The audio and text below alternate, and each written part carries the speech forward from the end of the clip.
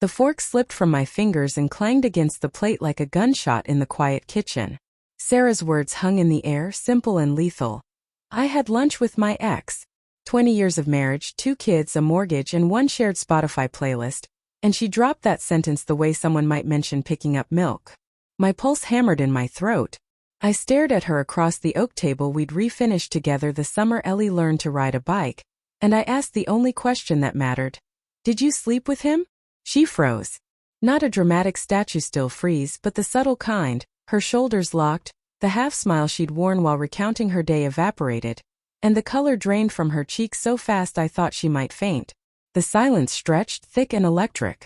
Outside, the neighbor's sprinkler hissed in rhythmic arcs. Inside, the refrigerator hummed like it was trying to fill the void. "Mark," she whispered, voice cracking on the single syllable. That was answer enough.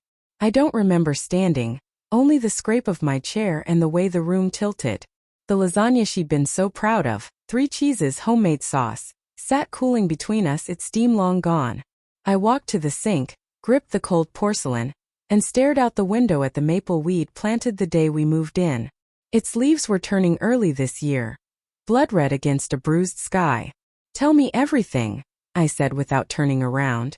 My voice sounded foreign, gravel-scraped raw. She didn't speak for a long time. When she finally did, it came in fragments, each one a splinter under my skin. "His name is David. You know that." I did. David with the easy laugh and the startup that made him rich before 30. David who'd sent her flowers the week our son was born, lilies her favorite, until I asked him to stop. David who'd vanished to Seattle 20 years ago with a promise to circle back when the timing was right. "He messaged me on Facebook last month," she continued. "Just checking in. Said he was in town for a conference." A conference? Like a lunch? Like any of this was ordinary? I turned then. She was twisting her wedding ring, the one I'd slid on her finger in a candlelit chapel while her father cried in the front row. The diamond caught the overhead light and threw tiny prisms across the wall. Rainbows in a war zone. "We met at Bella's on 5th. I thought it would be coffee, 30 minutes, catch up on 2 decades. But," she swallowed. "But it wasn't." The details came slow, then all at once like a dam breaking. How David looked the same. Same crooked smile. Same way of leaning in when he listened. How the years collapsed in the booth until they were 25 again. Before mortgages and minivans and the slow erosion of passion. How he'd asked about the kids, about me, and she'd found herself laughing at jokes she hadn't thought about since college. How 1 glass of wine became 3. How he'd walked her to her car in the garage and kissed her like the intervening years were a bad dream. "I stopped it," she said quickly, as if that erased the rest. I pulled away. Told him I was married. Happy.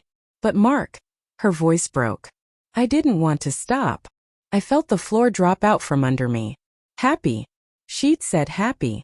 The word ricocheted inside my skull. I thought of last Saturday, her head on my shoulder during the movie, the way she traced circles on my palm during the credits. I thought of the sticky note on my laptop this morning. "Don't forget. Dentist at 3, love you."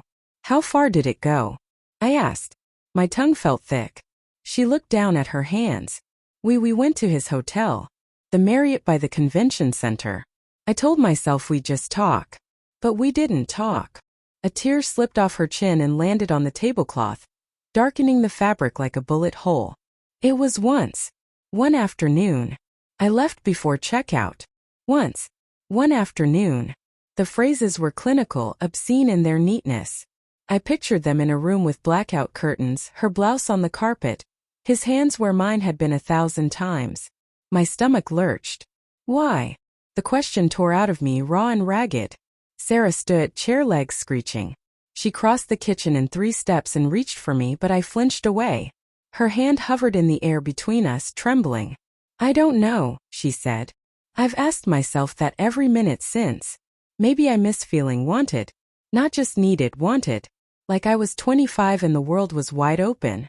You and I, we're a team, Mark. We're parents, partners, but somewhere along the line we stopped being lovers." She laughed, a broken sound. God, that sounds like every cliché, doesn't it? I wanted to scream that clichés exist because they're true, but my throat closed. Instead I thought of the nights I'd fallen asleep on the couch with case files on my lap. The mornings I'd kissed her forehead on my way out the door without really seeing her. The way date night had become a calendar reminder neither of us kept. David made me feel seen, she whispered. For 2 hours I wasn't Ellie's mom or Ben's ride to practice or the woman who schedules your dry cleaning. I was just Sarah.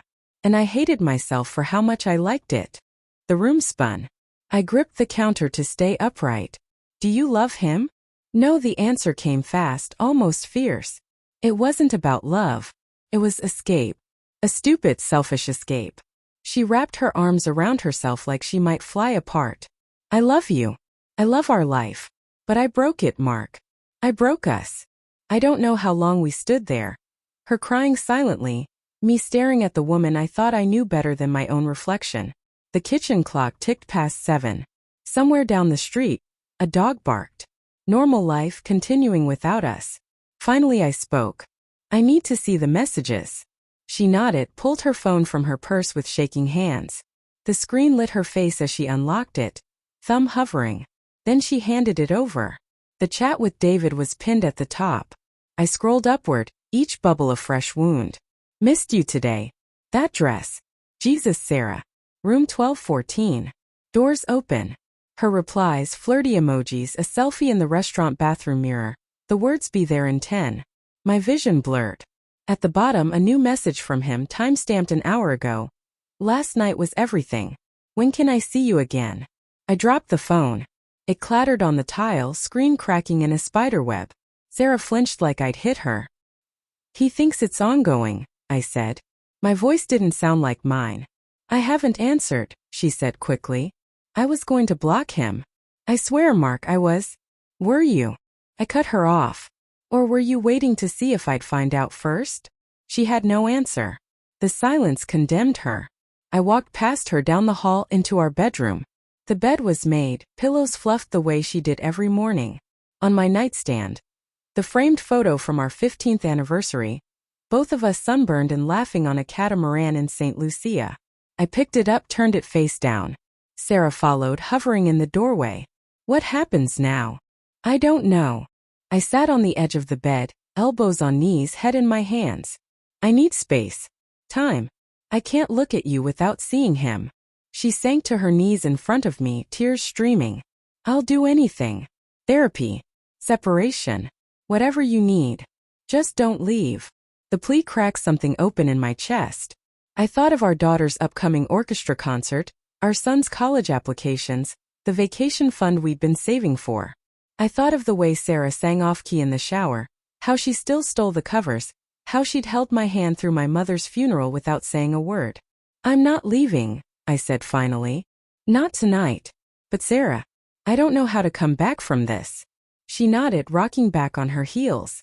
I don't deserve for you to. We sat in the dimming light until the kids came home. Ellie's violin case banging the door, Ben's sneakers squeaking on the hardwood. Sarah wiped her face, stood, and pasted on a smile that didn't reach her eyes. I did the same. We moved through dinner like actors in a play neither of us had rehearsed. Later, after the house quieted and the kids' doors clicked shut, I stood in the guest room staring at the twin bed. Sarah appeared in the doorway, hair damp from the shower, wearing my old Northwestern t-shirt. I'll sleep here, she said softly. You take our room. I wanted to argue, to tell her the bed would smell like her and I couldn't bear it. Instead I nodded. She lingered. Mark. Yeah. I'm sorry. Not just for today. For every moment I took you for granted. For every time I let us drift. I met her eyes then, red-rimmed, terrified, still the same hazel I'd fallen for at 23. I'm sorry too, I said. For the parts one missed. She started to step forward, then stopped herself. Good night. Good night. The door closed between us with a soft click. I lay in the dark, staring at the ceiling, the crack in the plaster I'd been meaning to fix for months. Somewhere down the hall, Sarah cried. Quiet, muffled sobs that carried through the walls like smoke.